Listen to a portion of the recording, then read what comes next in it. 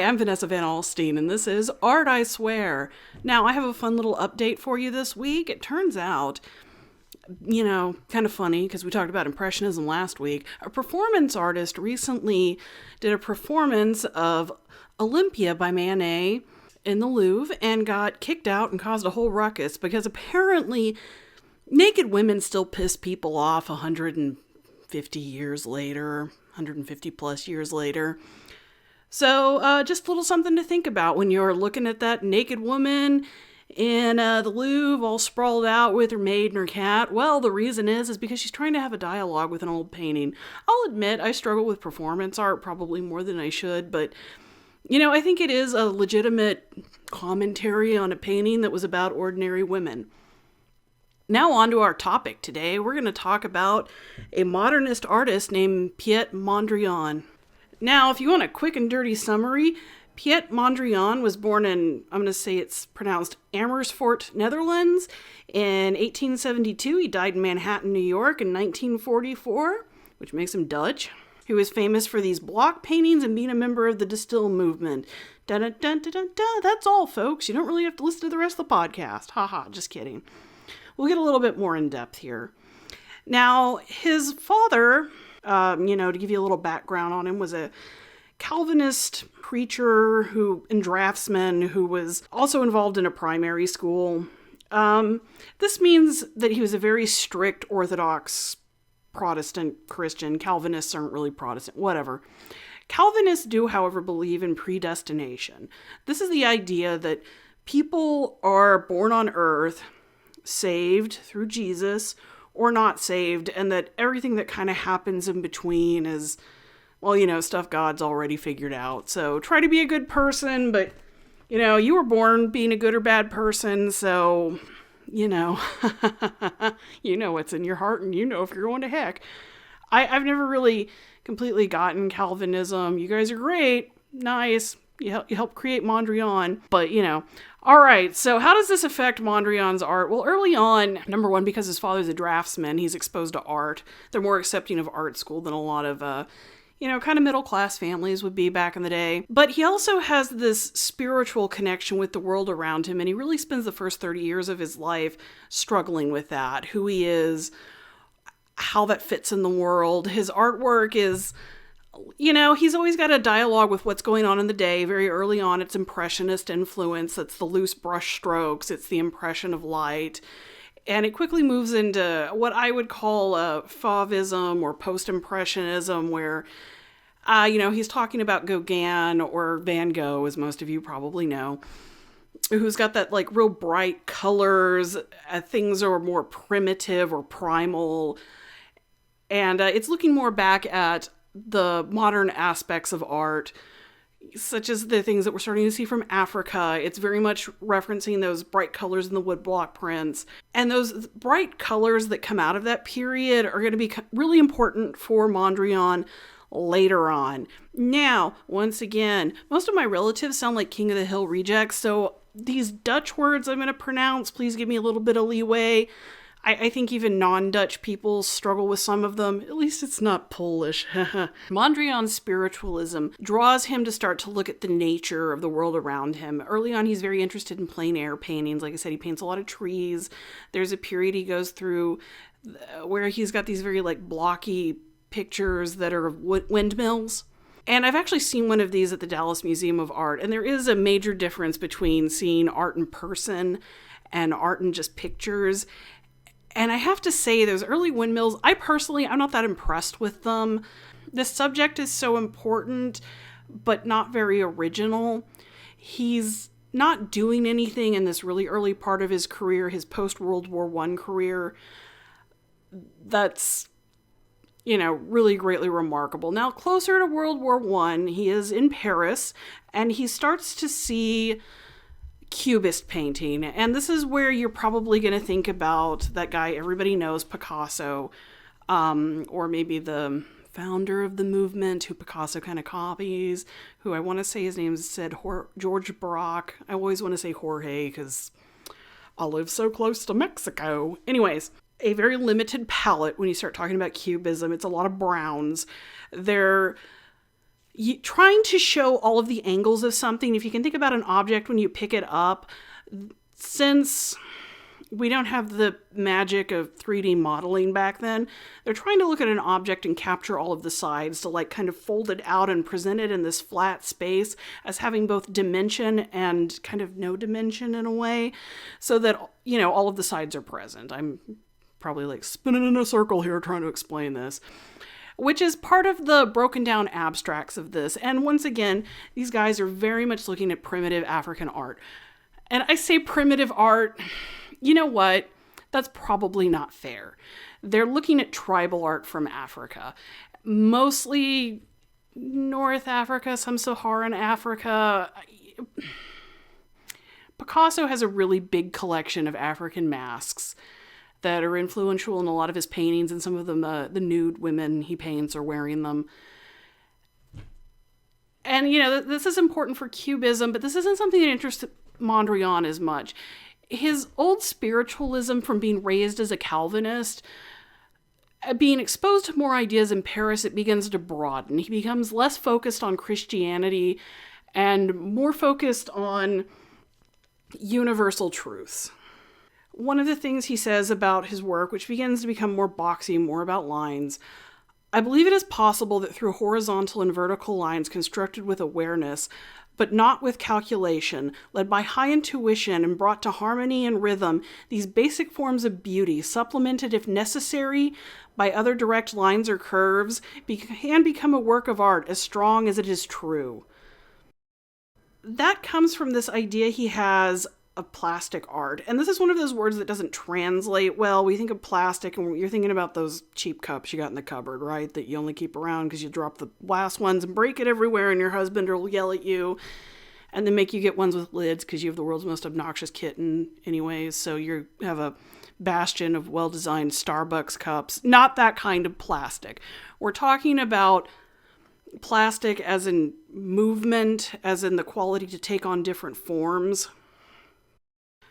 So, that plastic, the ability to adapt. He begins to form these theories about art encapsulating more than just form, that the value and the spiritual quality of painting is best expressed in something that is not just the physical. So he begins to abandon his trees. He begins to abandon his windmills. And he starts to move into these pure lines, vertical and horizontal. He's very interested in dichotomy. You know, one side of this, one side of that. Not as much the balance in between, but the extremes that things go to. And I feel like this is a very Western viewpoint at the time. Now, I said he'd gone to Paris pre-World War I. Well, unfortunately, he goes to visit some family before the war breaks out. And as the war stretches into Paris, he's safe, but he can't go back to France. The Netherlands stays out of World War I. They remain neutral all through the conflict. And there's several artists and architects who are trapped there that begin to talk about the new ideas in art, and they form their own school. Distill forms. Distill translates into English as the style, and this is more than fashion.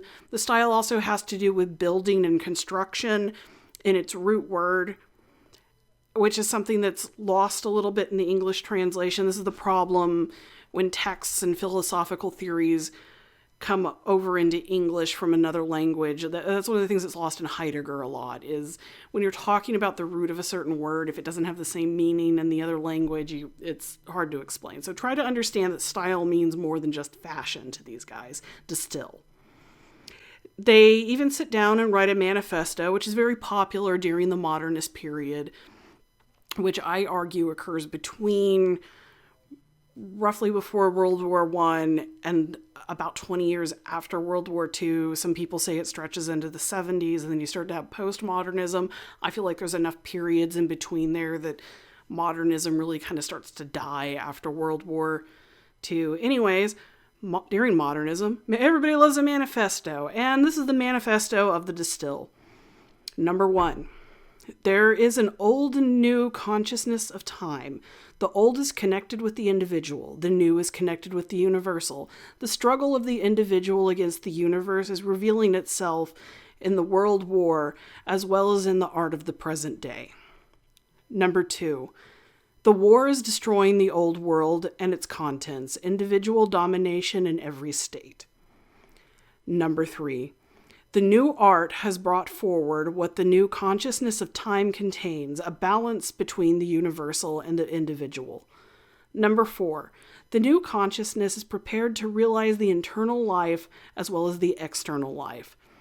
And this is the plasticity we were talking about. That's me interjecting. Number 5, traditions, dogmas, and the domination of the individual are opposed to this realization.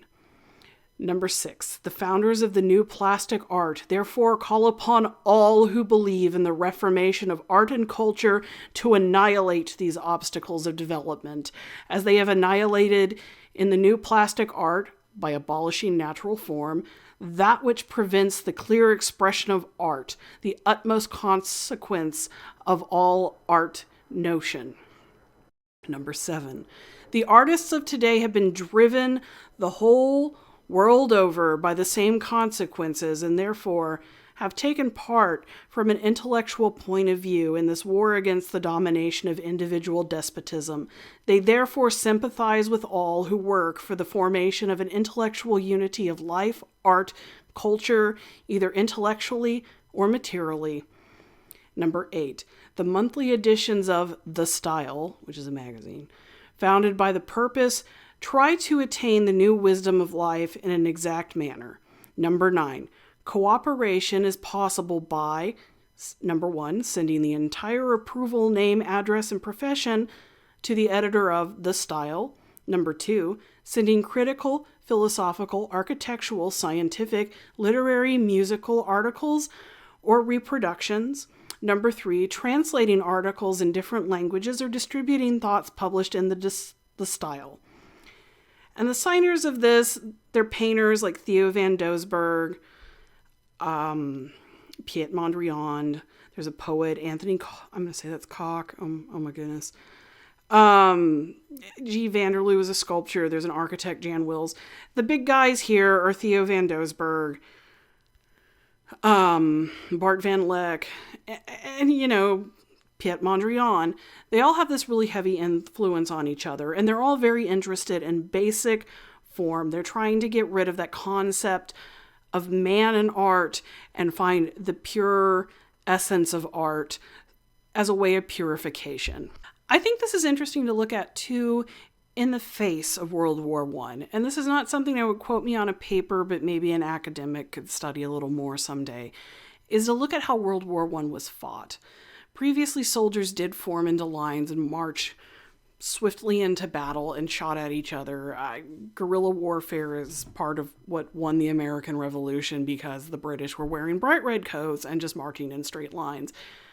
But World War I abandons this, and we scar the ground. We dig these trenches, these nightmare holes where men sit in divisions, broken up by the lines that these painters are very much putting on paper. And they're isolated to these little quadrants. The French here, the English here, the Germans here, the Austrians there. And we're mass manufacturing war. The human being that has been the ideal in art for so very long has created a better way to kill themselves. Guns can shoot hundreds of bullets in a second. Tanks are marching over the ground. Gas is filling trenches and killing men. This is when war becomes a new level of ugly, and in a lot of ways it's mirroring the Industrial Revolution that is sweeping through the world. The revolution that's bringing new lines and wires, new city planning, which Brussels is an inspiration to Mondrian because of the civil engineering that occurs in it. The world is increasingly defined by these geometric lines because that is what the machine makes. And so these artists and are looking at the perfection of those lines, the removal of the organic from art. And you start to see in these isolated Dutch painters of the Distill during World War I increasingly geometric painting works. Mondrian starts his block period now, and he begins to experiment with these paintings he calls lozenges, which are paintings that are hung like a diamond instead of a square. He's basically turned them so that they hang different. And they have that broken line quality. He's taking it from his tree paintings that he did during the Cubist period, where they were these, just barely a tree, kind of curves off, kind of has the lines. He's still referencing things. One of the lozenges is about docks. And those are a little later. He explores those more after World War I, but that's the ones I think about. And he starts to break away from the Cubist color scheme. He starts to develop his own. He did go through this period where he's using these really interesting diluted pastels. And this starts to change. He starts to develop that love of primary colors that is going to so define him. And if you don't know what a primary color is, it's the three colors you use to mix all painted medium, which is red, blue, yellow. This is different when you get into like light and print and stuff, but we're just focusing on red, blue, yellow, black, white. To him, this is the core of creation. This is the core you need to create artwork, and it's the core he's going to use in the rest of his paintings after World War I. And he does go back to Paris, and he does begin to expand on what he's doing. He's very much a modernist, and he's very influential at this point, but still predominantly a European painter. And after World War I, he begins to create the paintings in the 20s and 30s. And if you think about that, that's almost 100 years ago now. It might even be 100 years ago when you listen to this podcast. The paintings he creates are about this segmented reality. It's black lines that don't quite reach the edge of the paper. And looking for images of him during this period, if you want to root out fake ones, they'll cut off all the way at the end of the painting. His in-between works don't do this. It's his later works that reach all the way to the edge of the paper. And there's these white sections like cells and these color sections of one of the primary colors. Now, what's interesting in reproductions of Mondrian paintings versus seeing actual Mondrian paintings, which once again, it's very different seeing art in person sometimes. In the reproductions, they look almost like a piece of print, like a screen print or something that comes out of a printer. They're very perfect. And there are still very, very perfect in person, but the brushstroke is more present. Also, a lot of them have started to crack just due to age. Oil paints dry out and they break open. Acrylic paint isn't really something that you're going to see prominent in art until post-World War II, really more into the 60s and 70s. Acrylic paint at its heart is a water-based plastic. Oil paint is oil-based. I guess it's kind of like a plastic, but it's not what we think. So those cracks have become part of the dialogue with his work, along with those very faint brush strokes and how much he's gone over the colors. In some of the paintings, it's very obvious that there's a line of blue on the edge of what was once the red paint. I like to think this is something that probably influenced people like Andy Warhol, who later offsets his prints.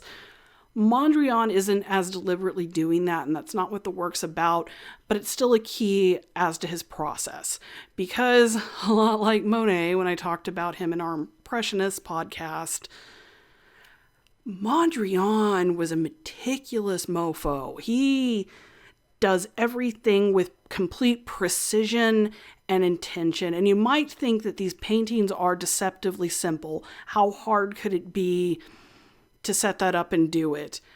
But he agonizes over every choice on the canvas and often changes things several times over. And when you're working with white paint, especially white oil paint, that is a difficult and agonizing decision. One of the ways that he does this, and you can occasionally see recreations of this, is he set up a giant white wall where he would lay out his black elements in either tape or paper and his colored elements in paper and move them around.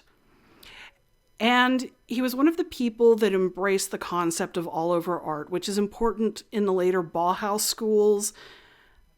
If you're thinking of the band Bauhaus, red on black, translucent red, Bela Lugosi's dead. Not the band. They took their logo and their name from a school of artists that exists in Germany post-World War I and kind of post-World War II. They come to America because a lot of them were Jewish and had to flee.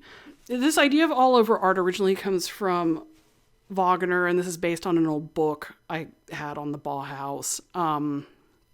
When he created his operas, he believed in everything coordinating, down to how the hall looked, to the tickets, to the handbills that were handed out. He wanted full coordination.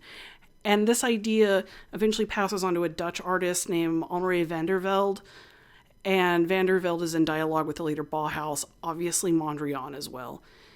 And another interesting Mondrian fact, originally he went to the school that Van Gogh went to, but like Van Gogh became kind of disillusioned with how interested they were in classicism and blazed his own path by going to Paris. So in this period between World War I and World War II, his work reaches what we're all thinking about as the typical Mondrian paintings.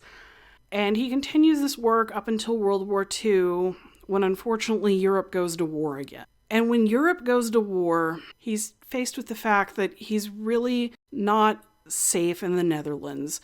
The Nazis hated modern art. They felt like it was primitive, that it was base, and that it was, that it flew in the face of everything that the Reich was trying to do. Also, Hitler's a failed artist, and the kind of art that he was trying to make was classicism. It was landscapes, it was nudes, and I've seen some of them. He's not a very good artist. I mean, I think it's obvious since he flunked out of art school, but he can't even nail perspective, which is a really basic element of art. Hold on, I've got a kitten sniffing the microphone.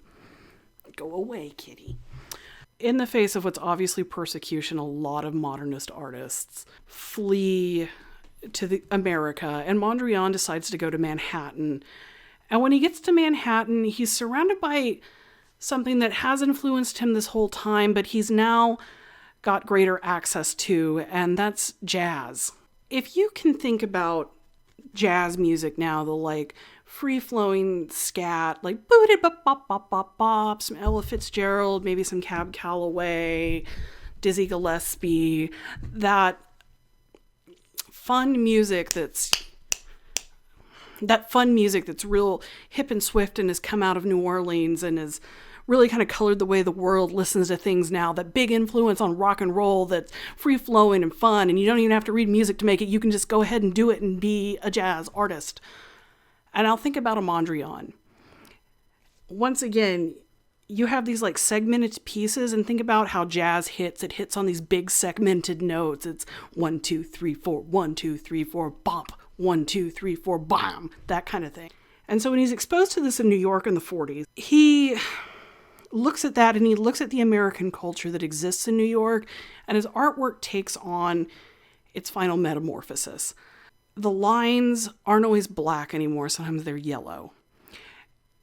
And the squares shrink and they become part of the lines. And it really becomes about traffic, the civil engineering, the civil planning of New York, combined with that constant hum and rhythm that exists alongside this jazz music that he's now really able to immerse himself in. It changes how he sees things. My favorite painting and one of his last ones from this period is Broadway Boogie Woogie. I think it's Broadway Boogie Woogie. It's Broadway Boogie, maybe. I always want to add the Woogie because the Woogie's fun. How can you have the Boogie without the Woogie? You know what I'm saying? Anyways. And these are yellow lines with the red, blue, white, black squares on it. And it looks kind of like looking straight down on traffic. And it looks kind of like blinking electric lights. And it looks kind of like a city that's starting to build up to become this neon paradise where artists can thrive. And it looks kind of like little ants moving around in a giant ant bed. It looks like the essence of New York City, and it looks like the promise of America, this new modern utopia where the threatened people of Europe can now escape and start again, where we're not so entrenched in the hatred of European culture that's built up between centuries of wars and centuries of prejudice that led to the horrors of World War II. It's promise. And if I had to give a pictorial explanation of why America is great in the years after World War II, I would actually show you these paintings by Mondrian because I feel like they capture it on its most basic elemental level. Which, if you think back on what he's trying to do with art, capture that dichotomy, capture that place where people don't exist, but there is still a spiritual elegance in painting, a spiritual essence captured in the paint, removed from just one figural representation. I feel like these really get that. And there's a painting that's come to light recently called Victory Boogie, which was the last one he was working on when he passed away in the 40s, that shows how he did this. He's taken his art off of the walls, and he's using little bits of colored paper to figure out where he wants to paint or overpaint or do whatever. And this painting actually still has those little pieces of paper attached to them. And I think that that's so cool because it's still this little piece of him thinking, planning, deciding. It's still that little piece of meticulousness. It's still that man that completely changed his apartment so that it matched all of the artwork he was making, so that he would be constantly thinking about how to perfect his craft. Want to talk about an OCD guy? I know Louise Nevelson said that the clean starkness of his studio really influenced her sculptural work, which are these box pieces that have like cut out piece of wood that are painted a flat color. And that's what Mondrian also gives to American artists, is the influence of the European style brought into America to live out his final years.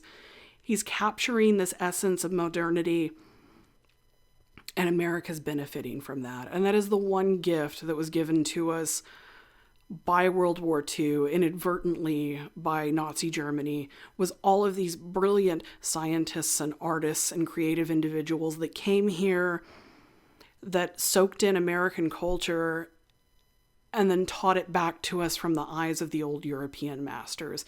And it has become the language of what America is as far as our creative arts. I can't always speak outside of creative arts because, hey, you are what you know. All right, this has been an episode of Art I Swear. This podcast was requested by my friend Michael C. Mike's, thanks so much for the suggestion. I hadn't really looked at a lot of Mondrian's work before I researched this podcast, but, you know, it was good to see it, and it's given me some ideas. Art I Swear would like to acknowledge these creatives. Elle Clouse has written a book called Stealing the Wolf Prince. It's a romantic kind of fairy tale written with, I like to think, modern sensibilities, but, you know, with a real romantic eye. It's available now on Amazon's Kindle at a reasonable price for your ebooks. Check her out. She's a really good friend of mine. And in lieu of, you know, sponsors, I'd like to acknowledge some creative people I know. Art I Swear would like to thank Joe Giggs for our intro and outro. If you're looking for an awesome DJ in the New York City area who can definitely make you Broadway boogie woogie, check out Joe Giggs. That's Gigs. Art I Swear would also like to thank Iridile's Conant Project for allowing us to sample number stations for the intro outro. This is Art I Swear, and you have a creative day.